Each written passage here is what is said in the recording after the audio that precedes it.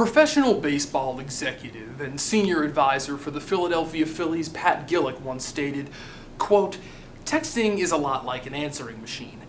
If you don't want to talk to somebody, it's like screening your calls. It's a form of communication, but it's not one that I prefer," end quote. Well, whereas Mr. Gillick may not agree with the notion of text messaging, in today's society, the role that text messaging plays in a romantic relationship is almost as important as the roles played by the individuals themselves. So texts, which are short electronic messages, allow individuals in a relationship to remain constantly connected. Now, this notion of constant connection sounds like a great idea on paper, but in reality, is it? Well, today we're here to discuss the issue and the research involving the notion of texting and relationships. We're going to discuss and see how text messaging can affect not only a romantic relationship, but how a romantic relationship can be affected by texting.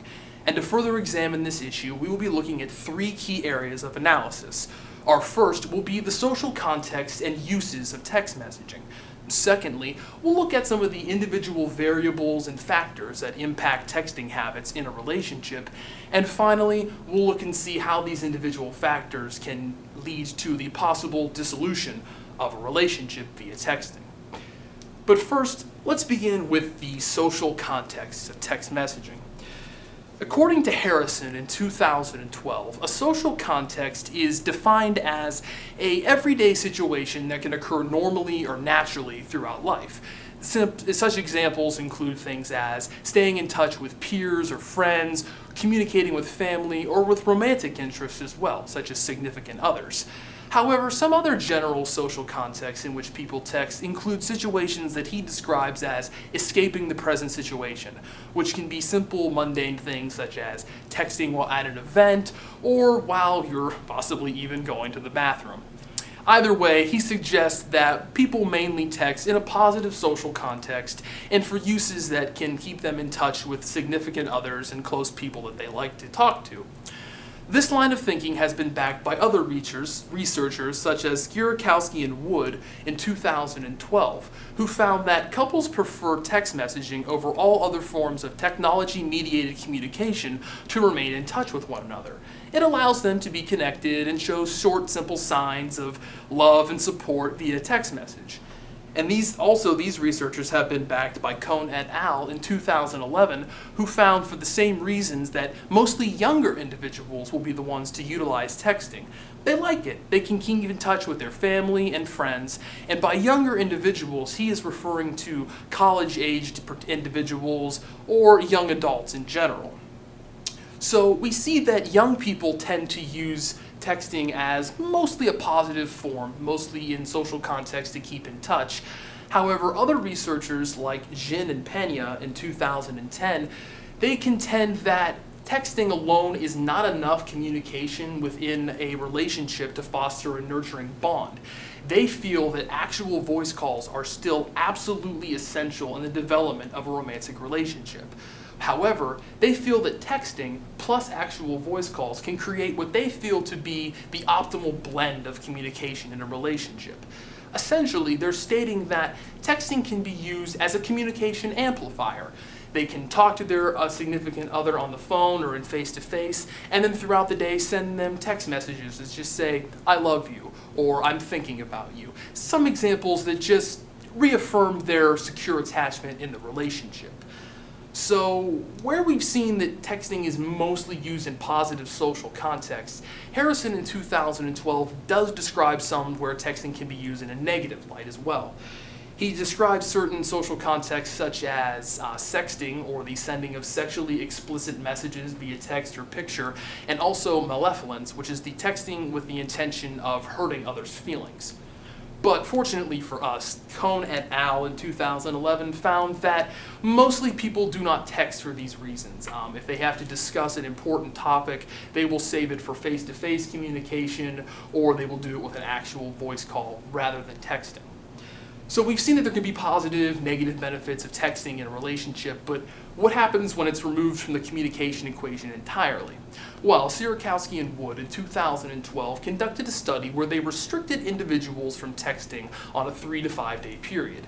These individuals afterwards were reported of finding feelings of loneliness, isolation, and extreme anxiety. However, some of them were okay with not being able to text. Ultimately, the amount of text messaging that one does in a relationship boils down to different personal factors and variables, such as gender, personality, and attachment styles.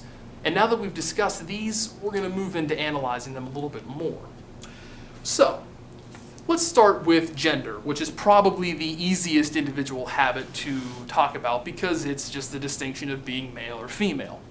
And in 2012, Tossell et al. Conducted a longitudinal study to see which gender used more emoticons while texting.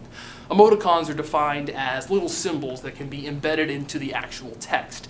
They represent things as a frowny face or a smiley face. Essentially, they add more meaning and convey some semblance of tone to a conversation that otherwise would be lacking in it. They can be compared to nonverbal gestures or eye contact in regular face-to-face communication. And research throughout the years has shown to us that women tend to utilize more nonverbal gestures in actual communication, so therefore it only makes sense that in this study, Tossell et al. Found that women do use more emoticons when texting. However, and surprisingly, males have been found to use a wider array of emoticons. And these possible reasons for these distinctions in the amount of emoticons used could lie in personality differences rooted between males and females. And that brings us to our second individual habit, or individual factor that can affect texting habits, rather, and that is personality. In terms of sexting, which has been defined as sending sexually explicit messages, researchers DeLevy and Weiskirch in 2013 have found that males tend to sext more and earlier in a relationship for several different reasons. First, they feel that males are generally more extroverted in their personality, which essentially means that they're more outgoing. And you couple that with males having to require less levels of commitment in a relationship before they engage in sexting. Women may use sexting as a means to keep their romantic partner interested in the relationship, but men just kind of seem to want to try and see if they can elicit a response from their partner. However, these are not the only factors that lead into personality in sexting.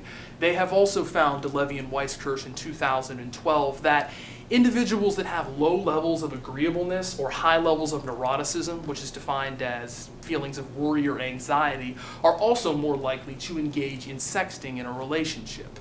But ultimately, researchers Druin and Landgraft in 2012 claimed that a person's attachment style is actually the most impactful variable that leads to a person's willingness to engage in sexting. And in 2010, Jin and Pena have described attachment styles in 3 different areas. They break it up into categories: secure attachment, avoidant attachment, and anxious attachment. A secure attachment in a relationship is when two people feel connected. They're comfortable with one another, they have a good balance of communication, and ultimately, it speaks for itself, they're secure. An avoidant individual is someone who wants to remain as distant as possible. They want to maintain their independence, and they don't want to become too emotionally involved in the relationship. An anxious individual, on the other hand, is totally opposite. They desire and urge close relationships with others, but ultimately they have self-doubts and anxieties that it will ultimately fail. So how do these attachment styles play into texting habits in a relationship? Well, ultimately, according to Druin and Landgraft, an individual who is avoidantly attached will often text less overall in a relationship. They find text messaging to be far too binding, and they prefer other forms of TMC when communicating with significant others, like email. There's more of a lag time in between responses, and they feel that it's just more distant. They have that fear of intimacy. An anxious individual, on the other hand, will text more often. They're nervous, they want to affirm their relationship with the other person, and they tend to text more often.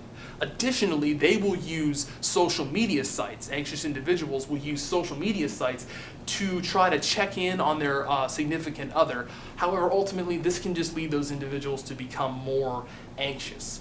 And in terms of sexting, Druin and Landgraf have found that avoidantly attached individuals will sext more in a relationship because it can be seen as a distant form of intimacy, similar to that of having casual sex in a real-life relationship. It's a form of intimacy, but it still allows them to be distant and not become too emotionally connected. So we've discussed now some of the individual factors that can impact the frequency of text messaging in a relationship.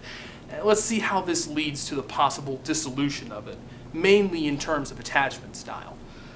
Weiskirch and DeLevy in 2012 have stated that texting is the most commonly used form of TMC to end a relationship. It's still not the norm and not the optimal way to end a relationship with someone, but if you're going to do it by technology, it appears as if texting is becoming the most commonly used and not necessarily accepted, but at least becoming that way. They also found that in terms of attachment style, attachment avoidant individuals are much more likely to be the initiators of a breakup via texting. It goes along with their temperament of being avoidant. They want to remain independent, and ultimately breaking up with someone is difficult, not only for the initiator, but also for the recipient. So someone who is willing to end it via texting and is avoidantly attached will be remaining distant. They won't have to deal with the emotions of the person that they are breaking up with, and so that's why they feel more comfortable and will ultimately use texting as a means to terminate the relationship. On the other hand, anxiously attached individuals are the ones who tend to be the recipient of these breakup text messages. And ultimately, it's because they text too often throughout the relationship, and that can be annoying, especially if they're texting with someone who is avoidantly attached and doesn't prefer to text that much. Another possible reason that avoidantly attached individuals utilize texting when terminating a relationship is because they have less traditional gender role attitudes. And Weiskirch and DeLevy in 2012 defined gender role attitudes as basically having men in the workforce and women at home. However, those with less traditional gender role attitudes view men and women very equally. And so they won't use traditional forms of breaking up with another person, which is be likely doing it face-to-face or at least calling the other individual. They will use a texting-based breakup because it's less traditional and to them more acceptable. And once again, they don't have to deal with the emotions of the other person. So what can we conclude from texting and romantic relationships and the interplay between the two? Well, today we've discussed that mostly researchers, Cohn, Harrison, Zierakowski, and Wood, they believe that texting is mainly used in a positive context and for positive reasons, to keep in touch with friends, family, and with significant others. Essentially, it can be used as a great communication amplifier and can have positive communication coupled with face-to-face interactions and with actual voice calls. Next, we saw that individual factors impact texting. Their personality differences, gender differences, and ultimately attachment differences. People text more and people text less. But ultimately what we've kind of come to the conclusion on is that negative texting behaviors are associated with individuals who are avoidantly attached. It's not to say that it's bad and that they're not good at texting or that they find it, they don't enjoy it, they don't prefer it, and they tend to use some of the things that can lead to relationship dissolution if you're avoidantly attached. So perhaps Mr. Gillick is right all along. Texting is a form of communication, but it's not enough to stand on its own in the development of a romantic relationship. Face-to-face communication and actual voice calls on a cell phone are still absolutely crucial.